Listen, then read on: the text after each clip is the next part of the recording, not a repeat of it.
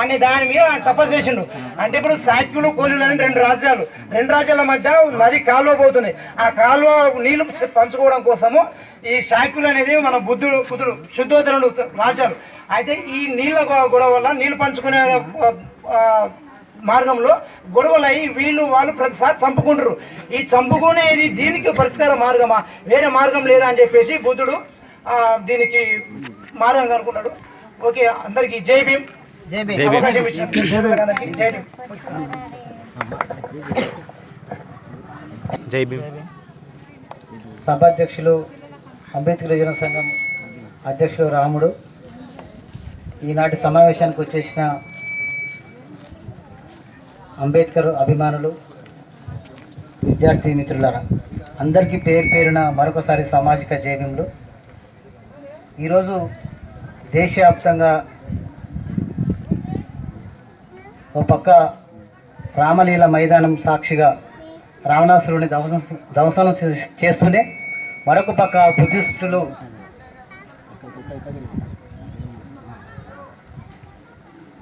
అశోక విజయదశమిని కూడా అంబేద్కర్ అభిమానులు బౌద్ధాన్ని ఆచరిస్తున్న అందరూ కూడా ఇవాళ దేశవ్యాప్తంగా జరుపుకుంటున్న సందర్భం ఇది. ప్రధానంగా ఈ భారతదేశంలో ఎప్పుడైతే ఆర్యజాతి విదేశీ బ్రాహ్మణ వర్గం ఈ భారతదేశానికి వ్యవసాయ రంగం పైన ఎట్లయితే వ్యాపారం నిమిత్తంగా ఎప్పుడైతే వచ్చిందో, ఇక్కడున్న దేశవ్యాప్తంగా ఉత్తర భారతదేశంలో నాగాస్ కావచ్చు, దక్షిణ భారతదేశంలో ద్రావిడ రాజ్యాలుగా కొనసాగుతున్న దళిత ఆదివాసీ కమ్యూనిటీ మీద దెబ్బ కొట్టడానికి కోసం ఇవాళ మొత్తం భారతదేశంలో ఆ వర్గాలను దెబ్బతీసి ఒక కుల వ్యవస్థ, వర్ణ వ్యవస్థ ద్వారా కులాలను విభజించి ఆ వర్ణ వ్యవస్థ ఇవాళ 3000 సంవత్సరాలుగా ఈ దేశంలో కొనసాగుతూనే ఉన్నది. దాన్ని వ్యతిరేకించిన చార్వాకులు కావచ్చు, లోకాయుతులను ఆ కాలంలోనే అంతం చేశారు. అందులో భాగంగానే బుద్ధుడు కావచ్చు, ఒక అశోకుడు, పూలే, అంబేద్కర్ నిరంతరం 3000 సంవత్సరాలుగా అణిచివేతల నుంచే ఉద్యమాలు పుట్టుకొస్తున్నాయి. ఆ క్రమంలోనే ఇవాళ మనమంతా అంటే ఎక్కడైతే అణిచివేత ఉంటాయో ఆ అణిచివేతల నుంచే ఉద్యమాలు వస్తున్న క్రమం మనం చూస్తున్నాం. ఇవాళ ప్రధానంగా కొత్తగా ఏర్పడిన నాగర్ జిల్లా మాధవన్పల్లి గ్రామం, ఇవాళ ఈ గ్రామం అనేక ఉద్యమాలకు ఒక పురిటిగడ్డ. అనేక ఉద్యమాలు కావచ్చు, అనేక మంది విద్యావంతులను అందించిన ఈ గ్రామం నుంచే ఈ జిల్లాలో మొట్టమొదటిసారిగా రవితోటి, వెంకటేష్ తోటి నేను హైదరాబాద్ నుండి మాట్లాడడం జరిగింది. దేశవ్యాప్తంగా ఇవాళ కేంద్రంలో బీజేపీ ప్రభుత్వం అధికారంలోకి వచ్చింది. ఇవాళ మన ప్రధానమంత్రి నరేంద్ర మోడీ గారు కూడా రామలీల మైదానం సాక్షిగా 120 అడుగుల రావణాసురుడి విగ్రహాన్ని ఇవాళ ధ్వంసం చేశాం. ఇదంతా టీవీలో కూడా వస్తుంది, బ్రేకింగ్ న్యూస్. అంటే అట్లా జరుగుతున్నది.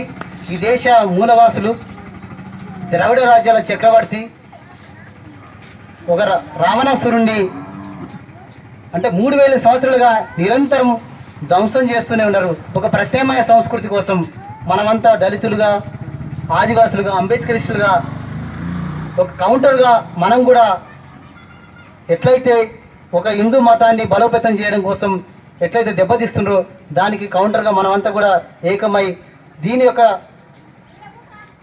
హిందూ మతంలో మనం ఎట్లా బానిసలైపోయి మనం కూడా వాళ్ళ అడుగులకు మడుగులు ఎత్తే పరిస్థితి కనిపిస్తుందని చెప్పి మనంతా మాట్లాడుకొని రావణాసురుడిని స్మరించుకుంటూ ఈరోజు అశోక చక్రవర్తి డాక్టర్ బాబాసాహెబ్ అంబేద్కర్ విజయదశమి పురస్కరించుకొని వారి ఆశను కొనసాగించాలనే ఒక ఉద్దేశంతో ఈ చిన్న సమావేశాన్ని ఇక్కడ ఏర్పాటు చేయడం జరిగింది.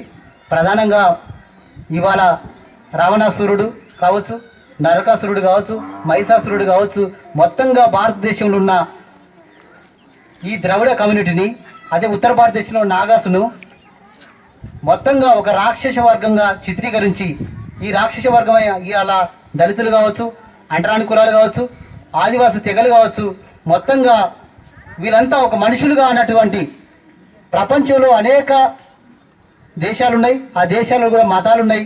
వాళ్ళ మతాలకు సంబంధించిన దేవుళ్ళు ఉన్నాయి. ఒక్కొక్క మతానికి ఒక దేవుడే ఉంటాడు. కానీ హిందూ మతంలో వేల మంది దేవుళ్ళు.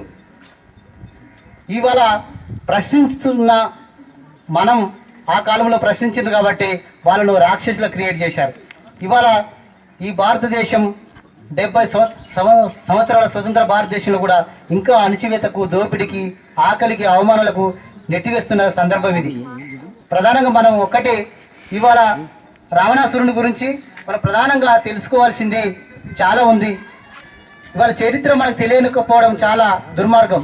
మన ముందు తరం కూడా విద్యావంతులు కావచ్చు, ఎంప్లాయీస్ కావచ్చు, మనకేం చెప్పలేని పరిస్థితి. మనం కూడా ఇవాళ గ్రామాలు చిన్నప్పుడు ఈ పండుగలు చేసినాం, పటాకులు కాల్చినాం, అన్నీ చేసినాం. కానీ ఇవాళ విశ్వవిద్యాలయాలు కావచ్చు, చదువుతున్న సందర్భంలో కావచ్చు, అనేక పుస్తకాలలో చాలా వరకు లిఖించబడింది. ఆ చరిత్ర మనం ఇప్పుడు మళ్ళీ తిరగరాయాల్సిన సందర్భం ఉన్నది. డాక్టర్ బాబాసాహెబ్ అంబేద్కర్ చెప్తారు, చరిత్ర తెలుసుకున్న వాళ్ళు చరిత్రను సృష్టించలేరని చెప్తారు. కాబట్టి మనమంతా చరిత్ర ఆ రోజుల్లోనే అంబేద్కర్ గారు ప్రపంచంలోనే 5వ మేధావి అంబేద్కర్ గారు రాములు కృష్ణుడు రహస్యాలు అనే ఒక బుక్ రాశారు. వీళ్ళిద్దరు దొంగలని చెప్పి. ఆ పుస్తకాన్ని ఈ మధ్య కాలంలో కులవర్గ నిర్మూలన స్వాప్నికుడు, దళిత నేత, పౌరకుల ఉద్యమ నాయకుడు బొజ్జతరకం గారు కూడా ఆ పుస్తకాన్ని అనువాదం చేశారు. అంటే ఇలాంటి మేధావులు చాలా పుస్తకాలు అందించారు. కానీ మనం గ్రామీణ స్థాయిలో ఉంటున్న మన యువతరం కానీ ఇవాళ పై స్థాయిలో పోతున్న విద్యావంతులైన మనం అట్లాంటి పుస్తకాలు మొత్తం కూడా నెమరు వేసుకొని మనం ఏ వర్గాల కోసం వచ్చినాము, ఎక్కడి నుంచి వచ్చినాము, మనం ఎటువైపు ప్రయాణం చేస్తున్నాం అనేది ప్రధానంగా తెలుసుకోవాల్సిన సందర్భం ఉంది. ఇవాళ ఉస్మానియా విశ్వవిద్యాలయంలో కూడా మేము 2004-05 ఆ ప్రాంతంలో ఫస్ట్ సారి నరకాసురుని వర్ధన జరిపినాం. చాలామంది విచిత్రం అక్కడ ఉద్యోగస్తులు కావచ్చు, విద్యార్థులు కూడా మీరు ఒక పక్క దీపావళి పండుగ జరుగుతుంటే నరకాసురుని, రావణాసురుని పండుగలు జరుపుతుంటారు ఏందని చెప్పి కొంతమంది ఐలయ్య గారిని, కొంతమంది మేధావులు పిలిపించి మనం చాలా విషయాలు చెప్పించడం జరిగింది. అట్లా ఇవాళ మెదక్ కావచ్చు, కరీంనగర్ ఆ ప్రాంతాల్లో కూడా మొత్తం రావణాసురునికి సంబంధించిన ఇవాళ పండుగ వాతావరణం జరుపుతున్న సందర్భం ఇది. చాలామంది రామాయణంలోనే మనం ఒకసారి చదువుకుంటే అందులో చాలా వరకు పొరపాట్లు ఉన్నాయి. ఆ పొరపాట్లు అంతా మనం గ్రహించగలగాలి. అట్లా గ్రహించకపోవడం చాలా మన తప్పు కావచ్చు. ఇవాళ నిజంగా రావణాసురుడు ఒక రాక్షసుడు అయితే ఒక శ్రీలంక, దక్షిణ భారతదేశంలో ఉన్న ఒక శ్రీలంకకు రాజు ఎట్లయితాడు? ఇంకొక పక్క ఉత్తరప్రదేశ్ కావచ్చు, ఇవాళ మధ్యప్రదేశ్ కావచ్చు, మహారాష్ట్ర కావచ్చు, తమిళనాడు ప్రాంతంలో ఇవాళ దళితులు, ఆదివాసులు, హైదరాబాద్ జిల్లాలో కూడా ఆదివాసులు మొత్తంగా రావణాసురుడికి సంబంధించిన గుడులు ఉన్నాయి ఇప్పటికి కూడా. నిజమైన మన చరిత్ర మనం తెలుసుకోకపోవడం చాలా దుర్మార్గం. చాలా మంది దళితులు, దళిత యువత అనేక కమ్యూనిస్టు ఉద్యమాలలో ఉండొచ్చు.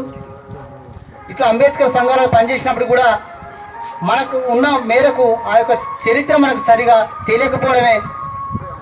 తెలియకపోవడం వలనే మనం ఇలాంటి చరిత్రను తెలుసుకోలేకపోవడం వలనే ఇప్పటి కూడా ఈ క్రమంలో ఈ మాధవన్పల్లిలో కూడా చాలా వరకు మనం ఇప్పుడు ఒక పక్క నరకాసురుని వాళ్ళు చంపుతూనే ఆ చంపుతున్న సందర్భంగానే ఇలా వాళ్ళకి దసరా పండుగ వచ్చింది, రావణాసురుడు చనిపోవడం వల్లనే.